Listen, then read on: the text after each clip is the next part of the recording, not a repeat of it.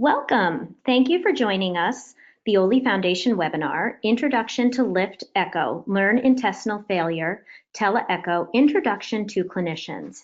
My name is Andrea Guidi. I am the Executive Assistant for the Oley Foundation.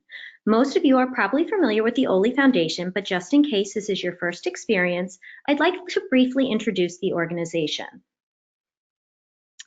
The Oley Foundation was founded, strives to enrich the lives of those living with home nutrition support, both intravenous nutrition, sometimes called HPN or TPN, and tube feeding. We do this through education, outreach, and networking. The Oley Foundation was founded in 1983 by Dr. Lynn Howard and her patient Clarence Oley Oldenburg. Today, we serve approximately 20,000 members. All of our programs are free of charge for patients and their families. First, a few housekeeping details. You should see a toolbar on the right side of your screen. Click on the orange arrow to show the control panel. In the questions section, you can type any questions you have for me or for the presenters. Please note we will not be responding to the hand-raising function in the control panel. We will answer as many of the questions as possible during the question and answers period at the end of the presentation. We'll post a recording of the presentation after the webinar on the Oley website. Please note that we have muted all of the participants, so you don't need to worry if there is background noise where you are taking this webinar. Now for our presentation. In today's webinar, you can hear two experts in the field of intestinal failure. Dr. Kelly Tappenden, head of the Department of Nutrition at University of Illinois in Chicago, will speak on the challenges in care for patients with intestinal failure and the resulting disparities in care. Dr. Kishore Iyer, director of the Intestinal Rehabilitation and Transplant Program at Mount Sinai Hospital, New York, is organizing the LIFT-ECHO, Learn Intestinal Failure TeleECHO. This intestinal failure echo is a collaboration among experts in nutrition, gastroenterology, surgery transplant, patient advocacy, and insurers, as well as the ECHO Institute, University of New Mexico, Albuquerque, with the American Society for Parenteral and Enteral Nutrition, ASPEN, as a continuing medical education CME provider.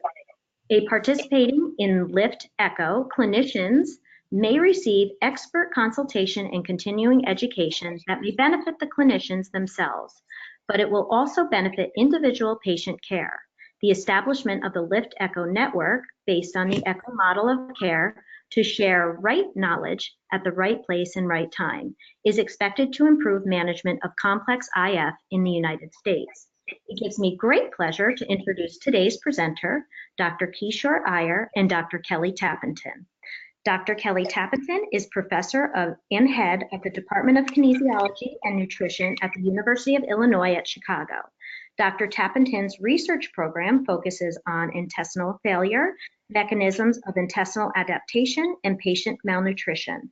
For these contributions, she has received multiple awards, published over 100 peer-reviewed papers, and delivered over 400 invited lectures.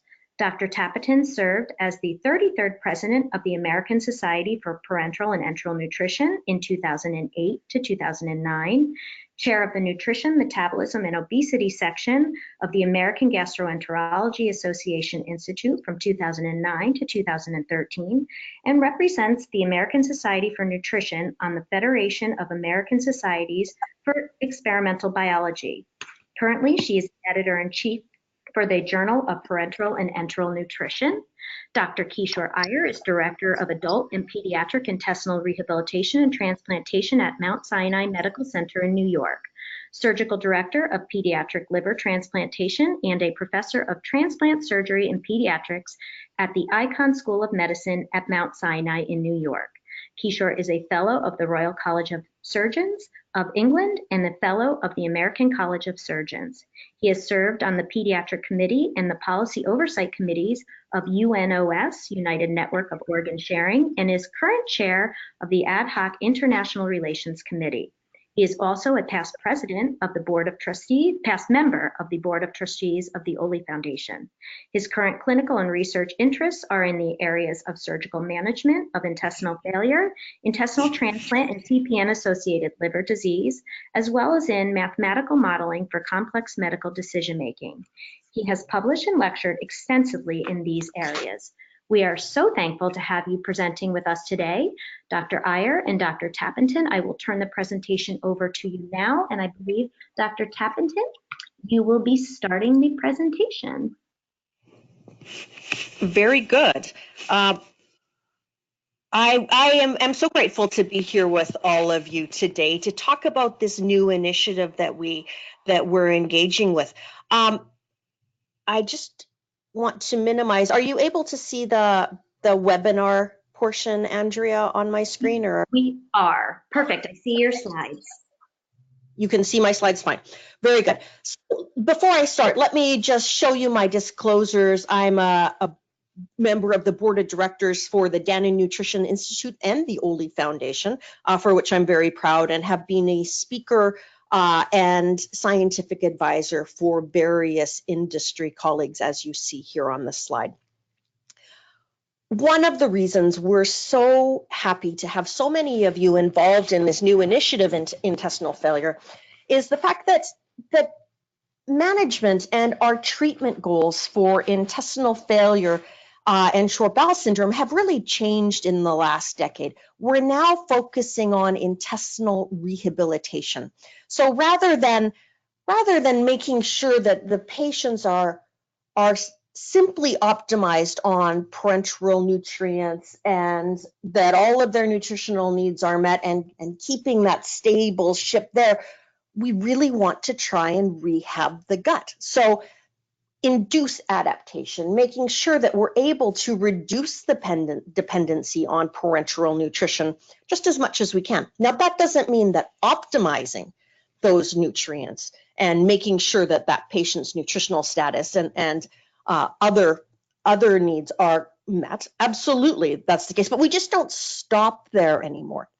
We want to be focusing on rehab, and this includes a real interdisciplinary or multidisciplinary approach. And so many different practitioners are present at centers of excellence and have been shown to enhance the care that we're able to provide to these patients.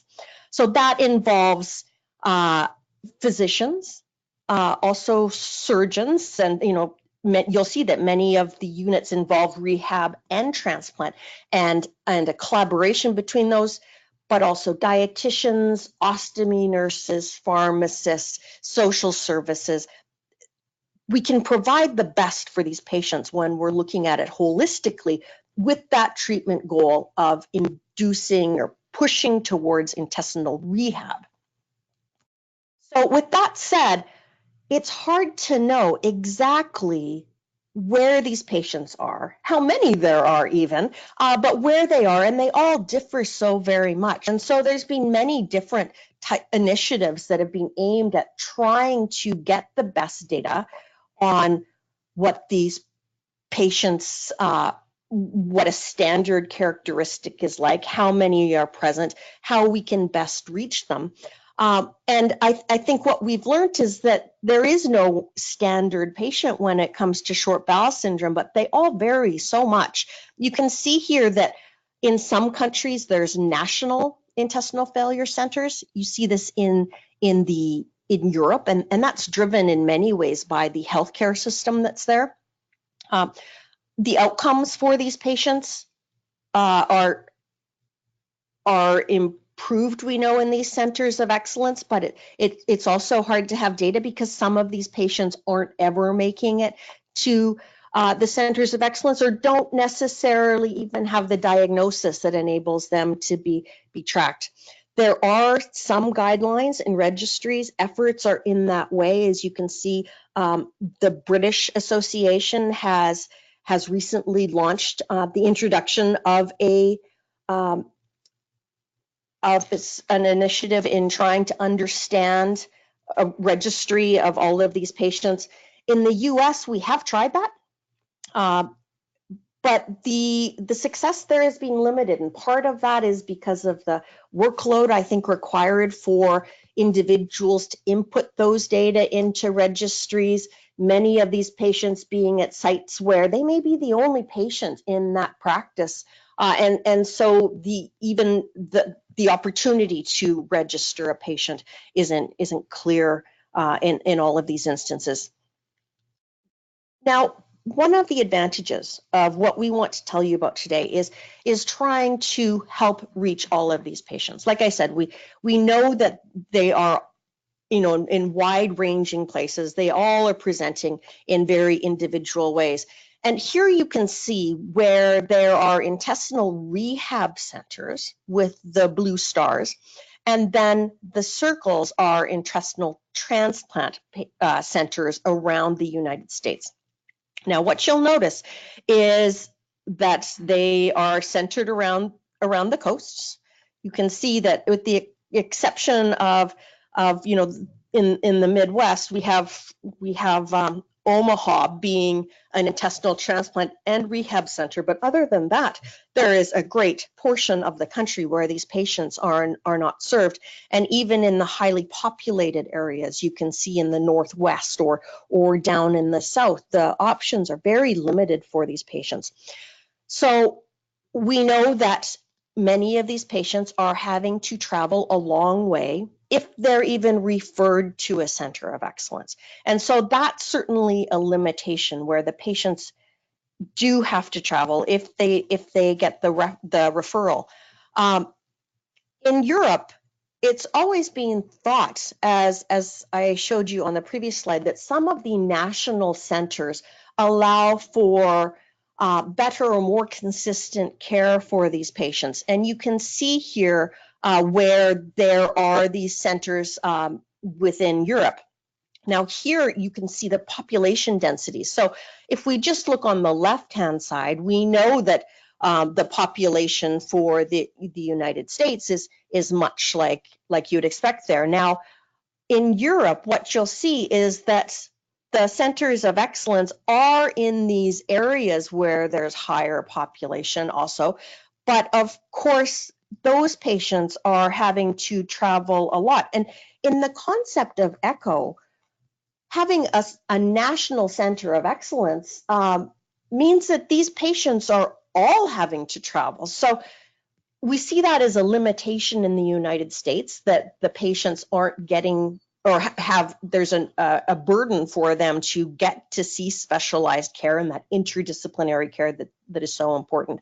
In Europe, though we've often seen there being these centers that are enhancing the care and providing that consistency, if you flip that, all of those patients are required to get to that travel. And so this really begs the question, what can we do to try and help those patients who can't travel, who aren't even referred to the centers of excellence because they may be that isolated patient within a practice? How can we take that care to them? And so we looked to an outstanding model that you may or may not have heard of called ECHO, Project ECHO. And the concept here is to move knowledge instead of people. So bring that specialized interdisciplinary care to the provider and the patient rather than having them rely on getting to these centers of excellence. Now, just to give you an idea of what this is, the goals of Project ECHO came out of New Mexico, as I said, and was really focused on hepatitis and seeing what could be done for the large population in rural areas of New Mexico that had hepatitis and were not receiving the care that they needed. It was required before ECHO for them to get to the University of New Mexico for specialized care.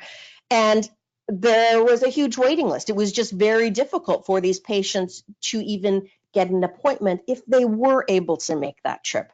So the concept was that this could then extend that specialized care out to these individuals in the rural areas and treat their complex disease.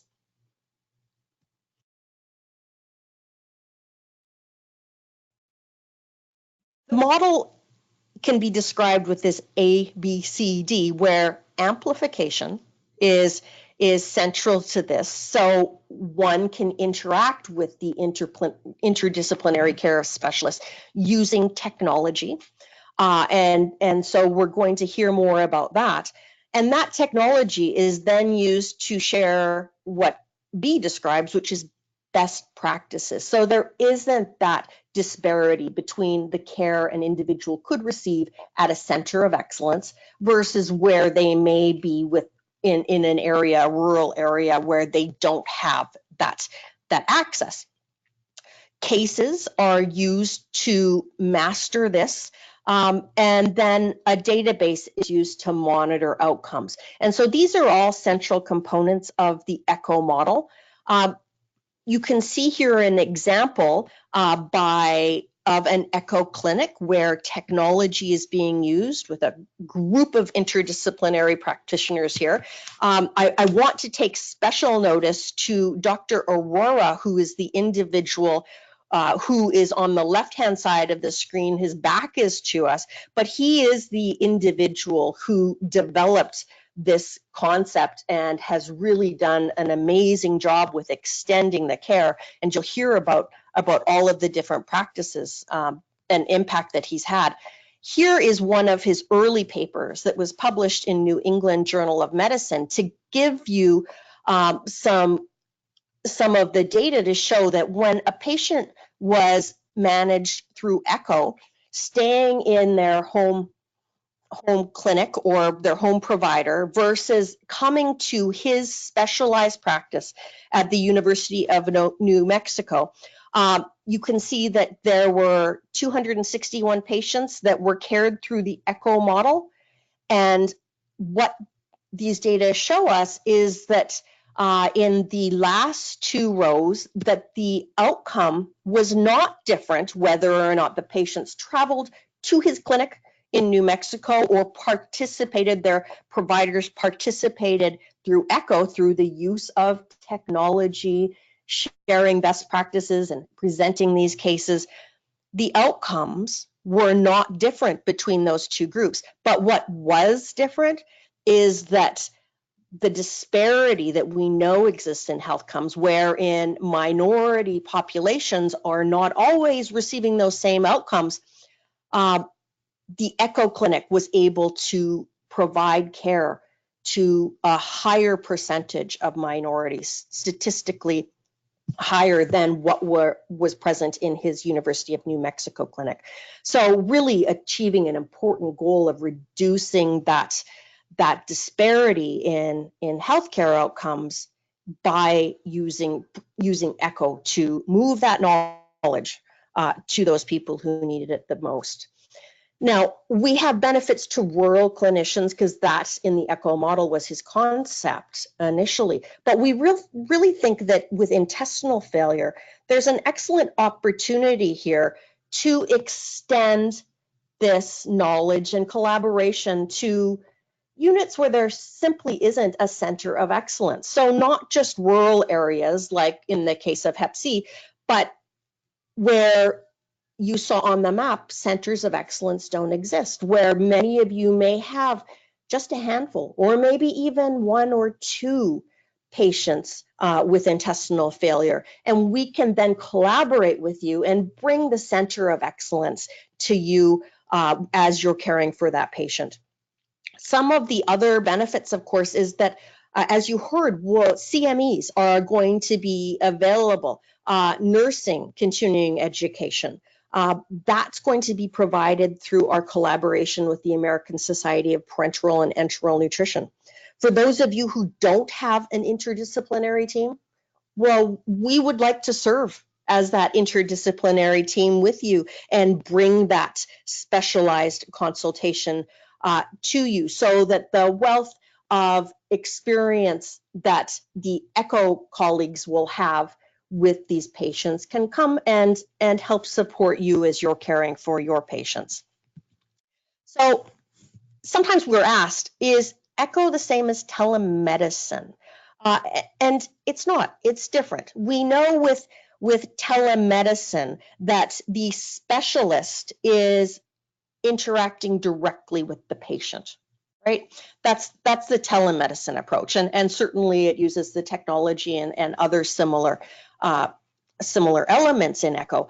But with Echo, what we intend to do is work with you as the providers. So we're going to be on the healthcare team with you. We would like to be working with you as you manage your patient, but the patient will still be yours. You'll be the one interacting with the patient, but we will serve as that team of experts should you choose to participate, to help provide you with that extra interdisciplinary expertise that may be helpful, and bring that center of excellence right to your very own practice. So that's the basis of Project Echo. We're using a slightly different model than they started off with hepatitis C, and you'll see has spread to so many other areas.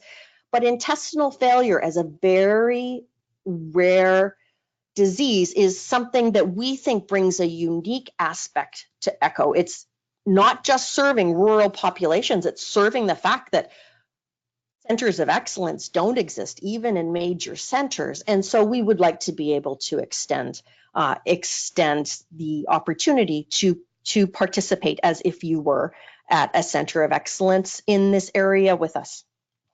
I'm going to turn over now to Dr. Iyer, and he can tell you more specifically about the Lift Echo that we are going to be starting soon. Thank you very much, Kelly. I am going to give me a second to share my screen. Hopefully my screen is now visible to everybody. With that introduction, here are my disclosures, somewhat similar to Kelly's.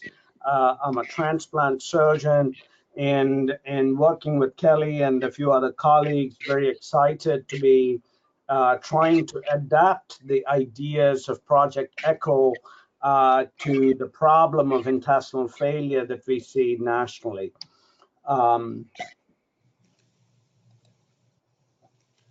Give me 1 second, my slide's not moving. Okay, there we have it. So Kelly gave you the original prototype model that Dr. Arora developed for hepatitis C using the principles of the ECHO model.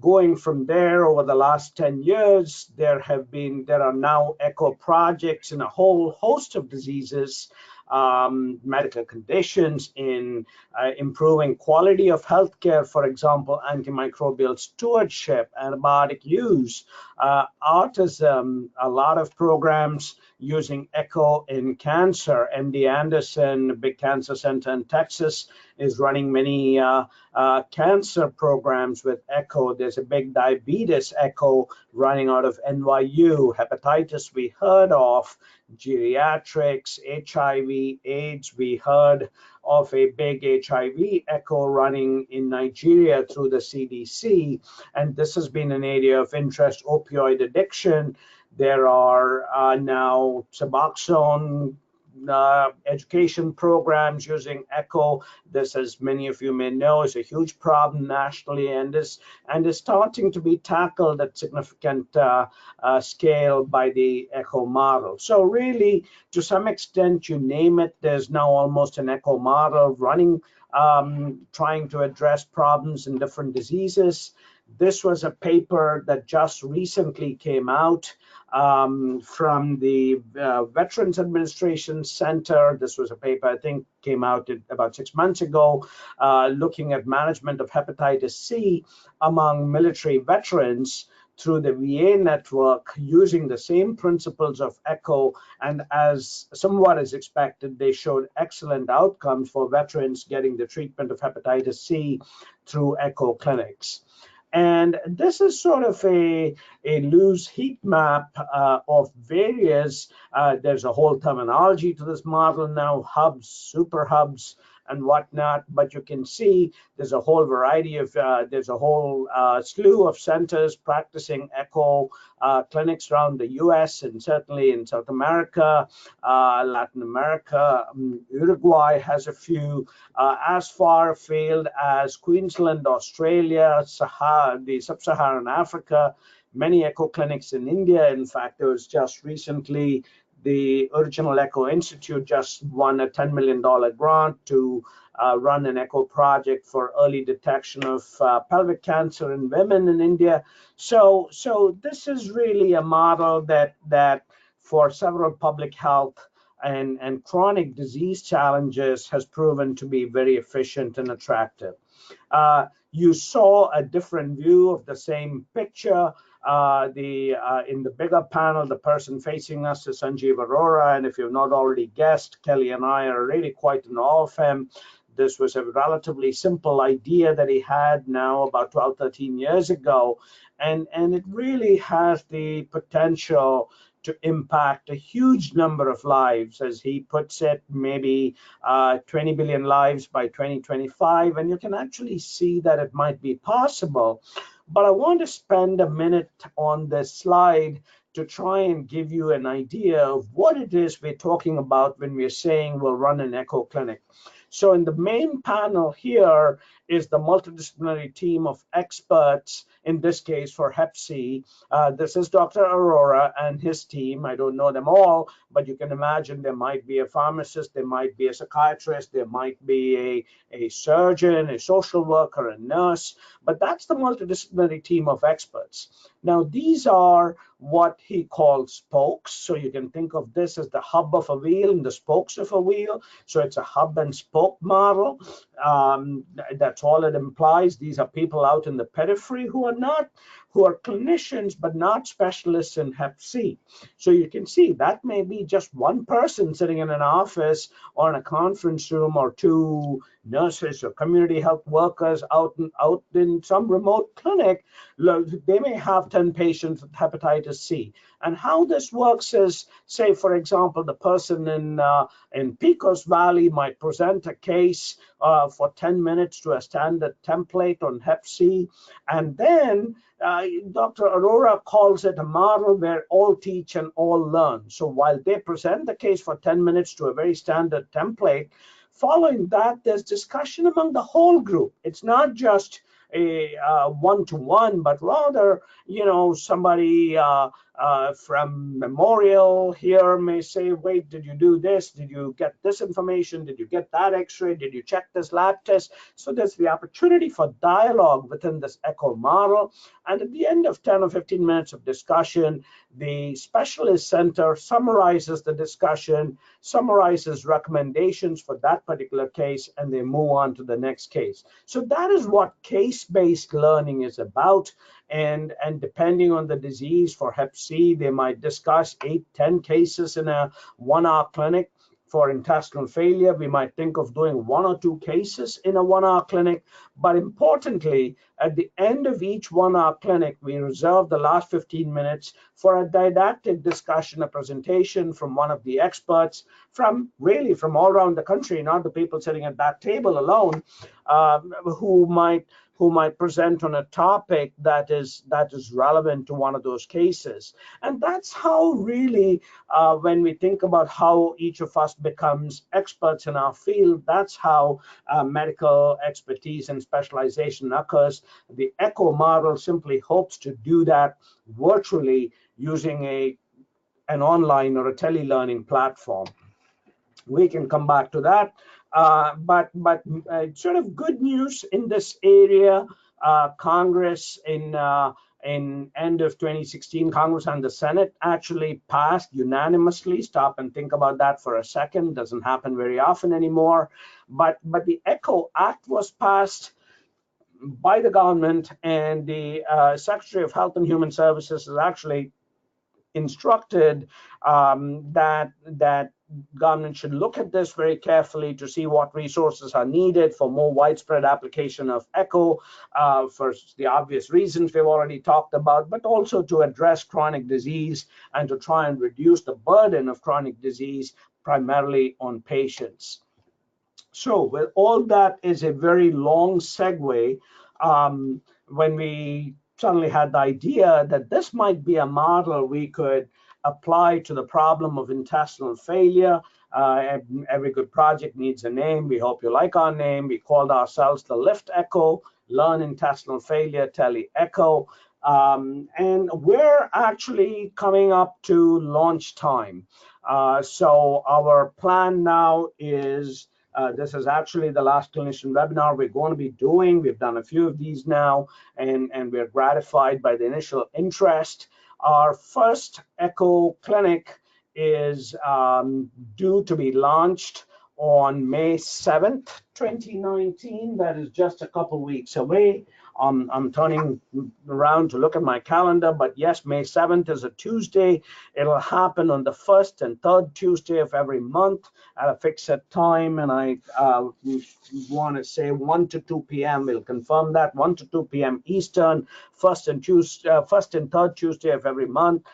There's some hardware requirements, a physical host that will be at Mount Sinai where I'm based, but really, other than that need for a physical host, everything else about this model is virtual and online. So we are actually now being quite ambitious. We're going to launch nationally across the US. We're going to maintain broad fidelity to the original echo model. We're going to follow those principles which are well laid out. We don't need to reinvent the wheel. We've got a tremendous amount of support from the Echo Institute in Albuquerque, New Mexico. They want to see us succeed. And you already heard from Kelly, but with Kelly and the others, we've now got an expert medical advisory board. And if you have the time, I invite you to go visit our website. Don't be disappointed. It's a single splash page, but it should become a mature website within the next few weeks. I just came off a meeting with our web developer, so that should become a much more lively and informative website. So please take a look there, register your interest.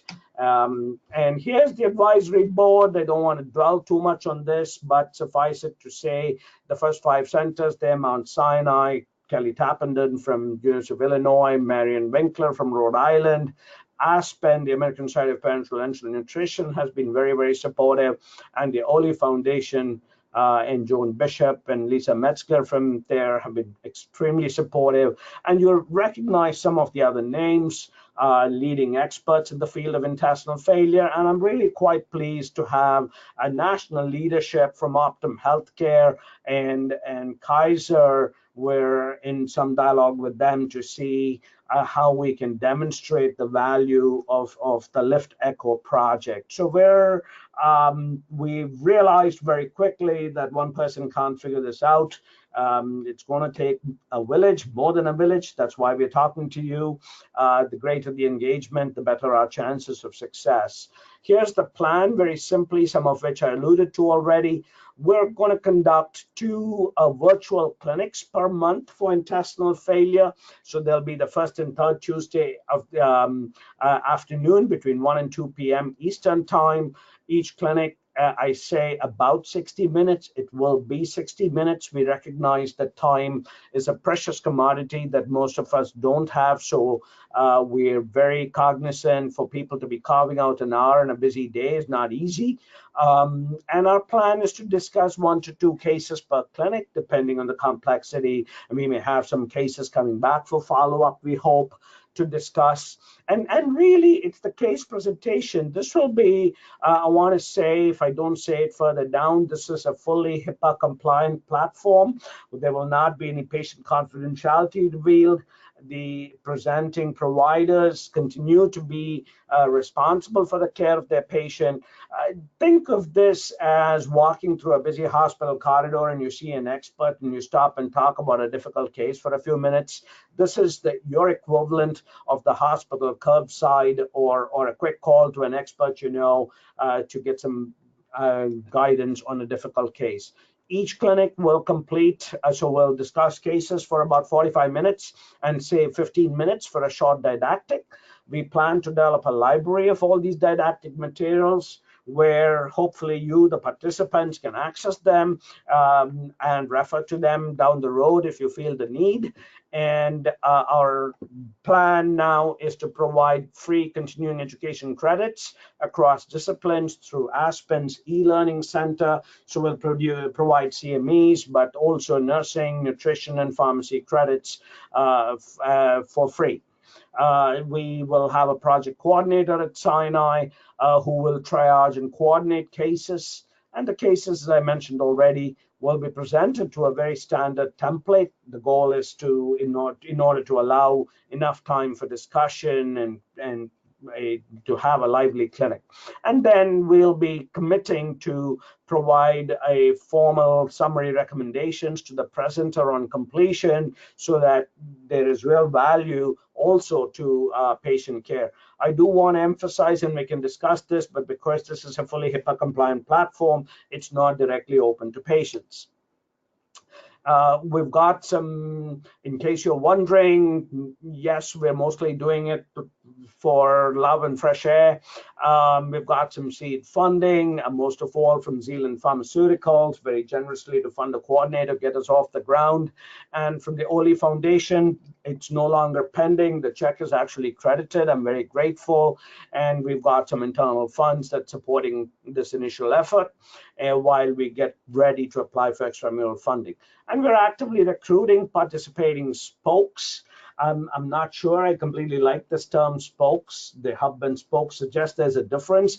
It's actually not. It's really all teach, all learn. I guess the hub is at the center. Somebody has to organize it to that extent. We're hubs. We already had quite a lot of interest. We're very happy. But to be completely honest, part of the reason we're coming to you, and we're very grateful you've taken time out of your busy day to listen to this webinar, is that the more clinicians who engage, whatever level of expertise, from barely passing interest in intestinal failure, the occasional patient, or you might be working with a home care company or in a large hospital that doesn't do TPN maybe, or maybe you're at an expert center. This is where I'm hoping it'll come to the point where we can start discussing complicated cases, get each other's opinions, and really, I'm a big believer in the rising tide lifting all ships, that we all do better with the care for intestinal failure.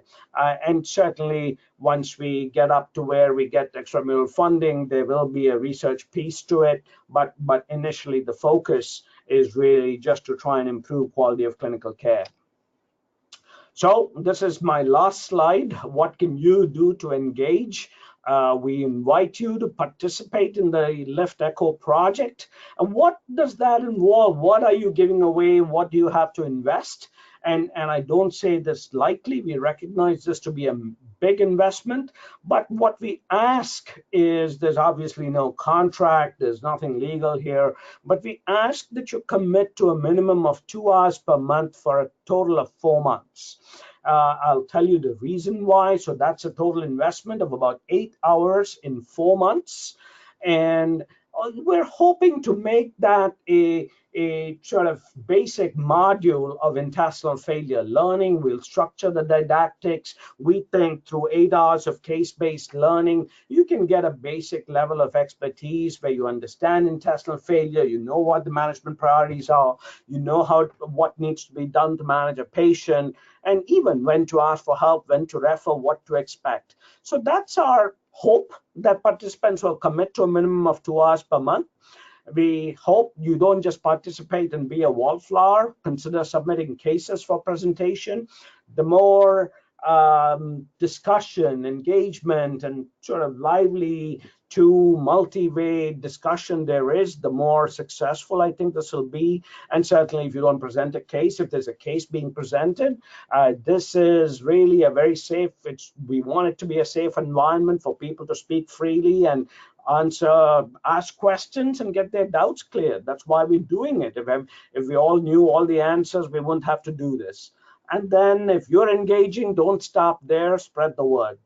And this is still work in progress, but our hope is actually that after we finish the first 4 months, and as hopefully there are more and more clinicians participating, recognizing that people have other commitments, time is precious.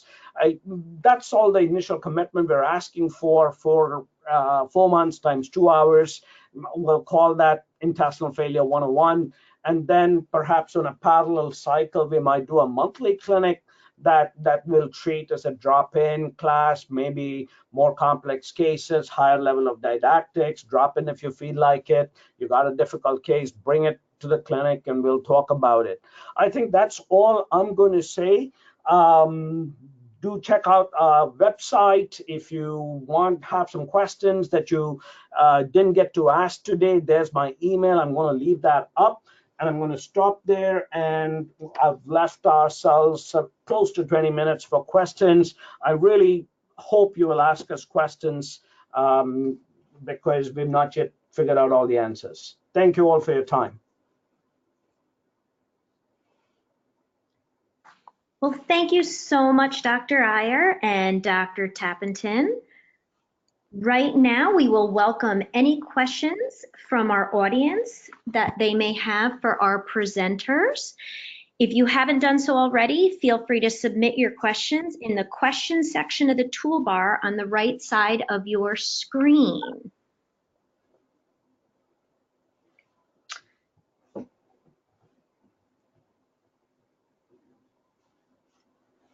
We will just wait and see if a few questions, if people are typing, we can grab a few questions. I have to, this is a threat. If we don't get questions, I'm going to start asking some questions. And that makes me feel quite nervous. Who knows what he'll come up with? Well, then you're in luck, Dr. Iyer. We got a question.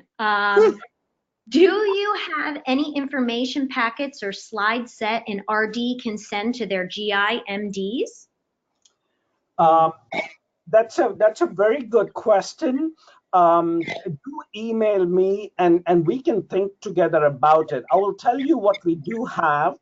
Right now, what we have is we have a Oley Lifeline newsletter that I can send to you electronically that gives the whole principles of echo. It's a 2-page article that gives the overview. What we also have is a trifold brochure that also lists our website, and I can send you an electronic version of that, and or if you really want a few of the brochures, email me your address and I'll send you some brochures. And you're right, what we're actually doing, we've started doing already, is now every new patient that I see, I give a brochure to the patient and say, hey, take this back to your doc and encourage him or her to think about joining this. And finally, I'm going to presume from that question that you, the RD, is already engaged and you're going to join our clinics, and now you're trying to rope in more. Love you already. And I think both of you have touched a little bit on this question, but if a physician has a patient they'd like to discuss through echo, how does the physician get involved? So I can answer that. The number one, we've already started sending out, some of you might have been at the Aspen meeting where Dr. Arora, whose brainchild echo is, did a really stirring presentation. So we had a lot of interest from there, and we've started sending out email blasts with information. So if anybody's interested for the moment, no surprise, we're a bit thin on the ground in terms of staffing, so just email me and we'll send you information on how you can sign up. Really, there are no prerequisites to join. There's no payment. There is registration to some degree, but registration is simply your email, and you have to download some software on your computer or your laptop that we will send you for free with very simple instructions, and we'll help you walk through it if you have trouble. But signing up is easy. Just email me for now. And you can also go to our website. I'm going to say that again, unless Andrea can take us to that page. The website is www.liftecho.org, or you can go to the Oley page and look at the echo. You can, if you just enter your email address in our website page, we will get back to you with information. Mm-hmm. And Dr. Iyer or Dr. Tappenden, if you have a complex patient, will they be presented at numerous our clinics, or how often will they be presented?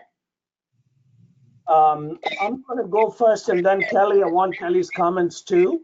But I'll tell you, when I do my clinics, I saw a patient yesterday who came from somewhere upstate New York, came from 5 hours away, but he's in a rehab place. And I spent close to 3 hours with this new patient and his wife. But the fact of the matter is, I don't have 3 hours to spend 2 days a month, and I suspect most of our participants won't. So we're going to design a template that's very carefully designed to grab all the key bits of information. And then that presentation will have to take place in 10-15 minutes, challenging. And the discussion on that case will also be limited to 10-15 minutes. Now, there may be occasions where we say, hey, we need some follow-up information. Can you do a CT and tell us what happens? Or can you do this lab and tell us what happens? And you might be able to come back and present follow-up information on a case. But the reality in the field of intestinal failure is the amount of time these patients take, we obviously, not everybody can spare. So we have to be mindful of that. Kelly, do you have any thoughts? I absolutely agree. And so a lot of that extra time that one might spend with these patients will be done pre and in preparation for the echo discussion. But that won't preclude then a follow-up case review for that individual as it's progressing. Of course, these are chronic long-term patients, so in many instances would expect to see an update. Excellent. Do we have any more questions out there? While you're collecting more questions, Andrea, I wanted, this patient I saw yesterday really, for me, encapsulates at least my perception of the need for echo. This is a 63-year-old guy, fireman, actually worked on 9/11 and lost his hearing during the 9/11 firefight, and it still works at 63, and then tragically lost a lot of his bowel from mesenteric ischemia, from a blood clot to his intestine in January. Now, I got called by third hand through a gastroenterologist, and they were so desperate, he finally was shipped over to us to see me in outpatients yesterday from the rehab place on a stretcher. And at the amount of, I don't want to say misinformation, because that suggests that there was some malice. The amount of ignorance that's being fed to this patient and his wife. Oh, you absolutely have to get a transplant. You will never be able to eat and drink again. This poor guy and his wife are terrified and have no idea what the future holds for them. Our goal through this is not to make everybody a transplant center. Completely unnecessary. God knows if we do this well, we should do fewer and fewer transplants. But really, a patient like this, a lot of his care could be done locally. The principles of his care, first line, second line, even third line care, could very well be done locally. And then, sure, some of these patients are still going to need to come to centers like ours, but both the information and the quality of their pulmonary care, I think, can be improved through echo. Excellent. You know, I will tell you that I thought to myself, if I don't get any cases by the time we launch on May 7th, this would be a great case to present. But actually, we have a couple of cases. But to everybody listening, please register. Please send us your cases. The more the merrier, then we'll have busy echo clinics going forward. Excellent. I don't see any more questions coming in, but we'll give maybe a few more minutes with that. But in the meantime, for more information on the ECHO program, feel free to read the featured article, Introducing an Innovative Model for Education and Patient Care by Marion Winkler, Kelly Tappenden, and Kishore Iyer in Oley's January-February issue of the Lifeline letter. We now have a web page dedicated to Lift Echo on the Oley website, as well as the website www.liftecho.org if you're looking for more information. don't see any more questions coming in. So Dr. Iyer or Dr. Tappenden, do you have any last minute closing thoughts? I know everybody's busy, so thank you very much for participating. Thanks very much, and we look forward to working with you as your cases come in.